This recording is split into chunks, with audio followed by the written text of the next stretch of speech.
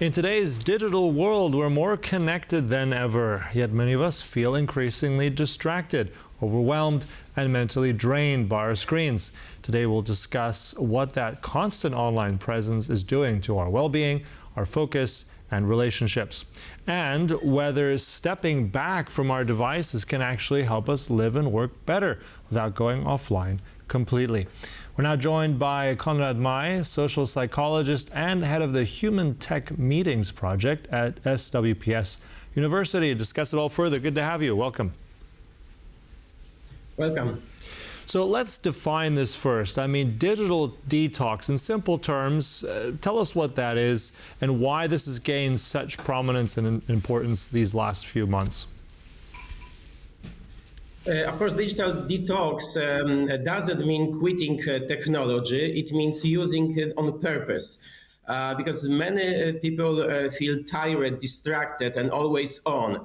So a short break from screens can help us sleep better, as you said, focus more, and be present with other people. So sometimes it's necessary to quit technology to reduce our contact with screen and to focus on real connections and create social bonds. Mm-hmm. Okay. It sounds simple, but I mean, we live in such a society I think it attaches to every age group. We're so addicted to all this. Tell us a bit more, maybe also for those watching, what are some, in your professional experience, warning signs that someone does simply need a break? Because we need break because our attention is limited and constant pings and quick check. This is what we do almost every day, but we need to start with even small changes, right? Like turning off non-important notifications, because sometimes we are completely overloaded by such notifications. So we have to think about, analyze our situation, what we do, our bad habits, because sometimes, for example, we may introduce some habits. For example, that we always, before going to bed, we leave our phones outside, out of the bedroom, right? So this is a simple example. What can we do? But kind of self-awareness is absolutely crucial. We must understand our habits, and sometimes it's also worthy to calculate our screen time, and then we can came to the conclusion that it's too much, and we have to change our habits. Mm-hmm. Okay.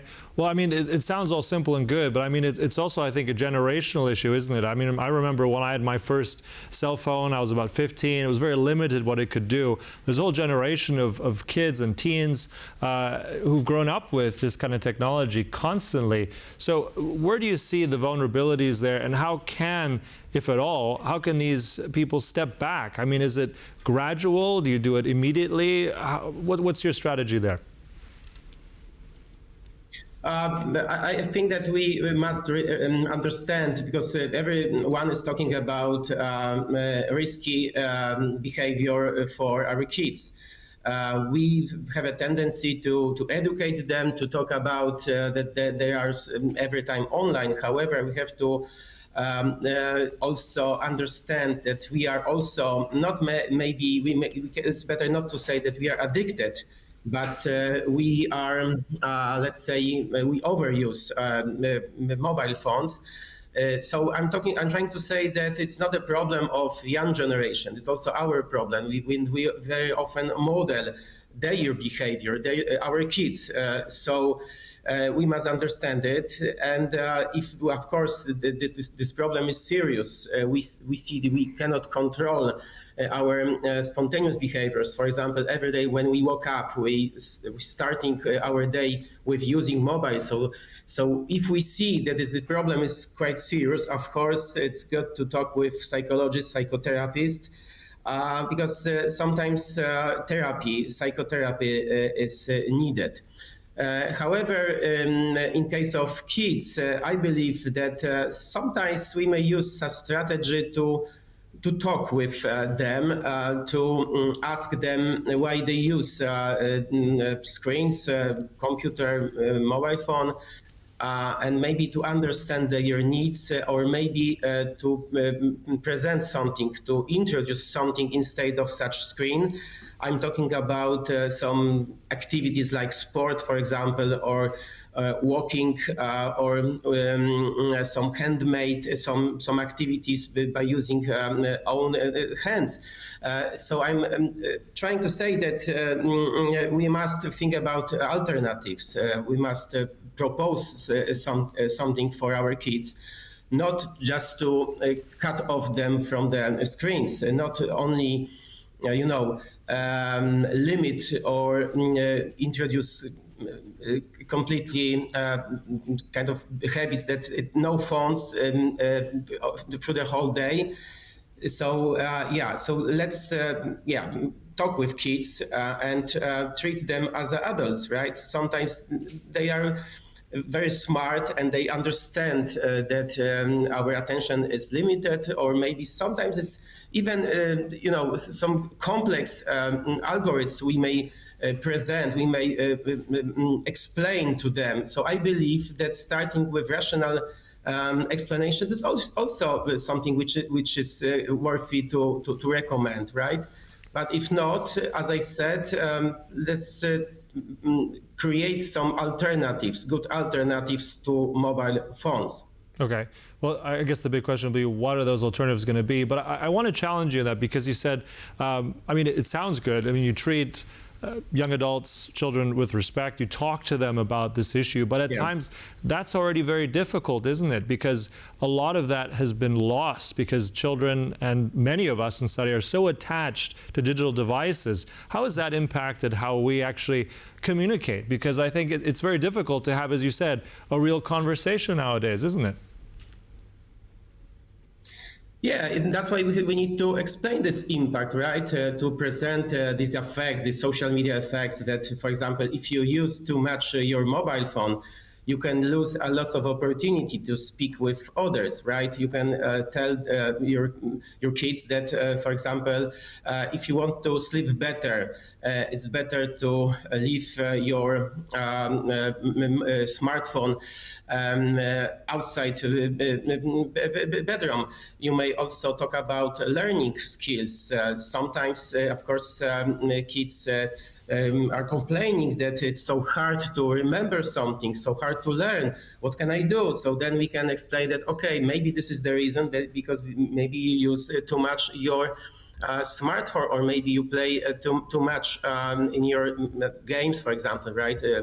Digital games. So we may think about strategy, but by observation, and keep talking, right? So I believe that it's possible because kids, as I said, this is maybe our assumption that for them, smartphones are very attractive. They prefer them over real activities, contact with nature. This is our assumption, but this assumption is false. We may encourage them to be in contact with nature. We can encourage them to be more social, but otherwise kids could lose their skills, communication skills. I also believe that in our schools we have to teach small talks, right? Because sometimes using mobile phones is related to being bored, or maybe shy, right? So in social interactions, kids very often use their mobile phones because they don't know what to do, right? The situation is very social. They see kids around, but they don't know how to start conversation. So that's why I think it's good not to talk only about addictions to mobile phones, but to talk about how to, let's say, encourage young generation to talk more with their friends, how to start conversations. So learning small talking is also a strategy. Okay, that sounds all well and good. I mean, a lot of these things have been designed for instant gratification. They've been designed to keep us constantly hooked. A lot of these apps, it's not just for kids, it's also for adults. Just briefly, final question. Some will think, okay, I want to take this detox break, but I'm going to miss out on things. How do you address that concern? And let's say one wrap-up sentence of how this will look like in 2026. Of course, this phenomenon, fear of missing out, is very popular. Everybody is talking about that. We always think that we are outside when we don't use screens, when we are not online. So we are cut from events or maybe interesting conversation. But we have to also explain to our kids or to understand that the truth is that when we are constantly available, constantly online, so we lose lots of opportunities to be in relation with others, right? So this is risky for us, and that's why we can feel completely lonely. So this is a huge problem that we have already, and there is ongoing debate about loneliness, problem with creation of relationships. So this is the reason, and that's why I think that let's not talk about fear of missing out in terms of social media, but FOMO, fear of missing out, we must relate to offline world, right? This is the fear of missing out, that we can lose something which is important for us, lose lots of opportunities, as I said. So I believe that we can switch people's attention, but we have to start from very beginning and educate our kids, educate also at schools, not to think also that that this is not our problem, it's the problem of other people. All right. So, I mean, I think the enduring lesson here is do it in steps, but for sure at the Christmas table, also New Year's, it's time to have a nice conversation with people around you. I think that's the takeaway. I hope that continues for next year. Look, thank you so much. That was our guest here, Konrad Maj from SWPS, about a really important topic. Thank you. Thank you. And thank you for watching. That concludes World Talks, but stay right here on TVP World for more. Bye-bye.